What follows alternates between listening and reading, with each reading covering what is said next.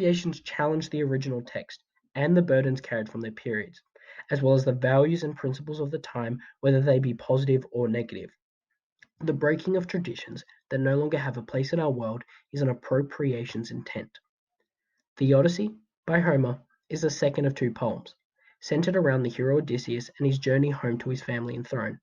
The Penelopiad, by Margaret Atwood, however, is an appropriation which stands to challenge many aspects of the Odyssey, including the title character. The Odyssey is set and written roughly in the 8th century BC, 20 years after the Trojan War.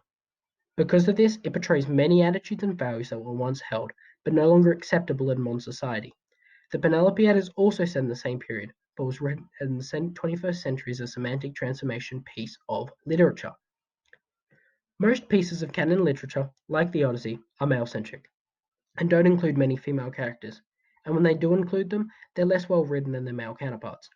The Penelopiad confronts this issue through its feminist retelling of the characters offered in the Odyssey and gives a voice to the female minority. In fact, the monologue at the start of the novella allows for the audience to gain insight into Penelope's character. Atwood chose to focus on Penelope and the maids as a means of offering a fresh look of the Odyssey. Indirectly, through Penelope, Atwood criticizes Homer, stating that, now that I'm dead, I know everything,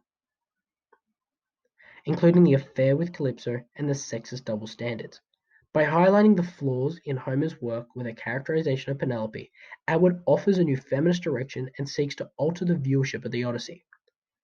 Garcia states, feminism is one of the movements that makes use of revisionary fiction. This is exactly what we can find in the Penelopiad, a new way of looking back at the Odyssey so that we can see it with new eyes. The characterization of Penelope, additionally in both the Odyssey and the Penelopiad, varies substantially.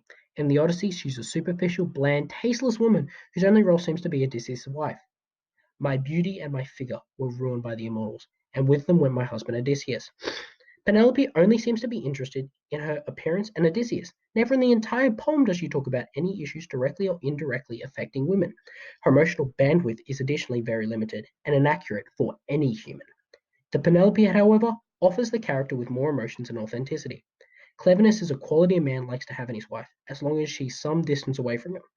Atwood, being a modern author, and a feminist one at that, has given Penelope qualities and emotions seen today in women.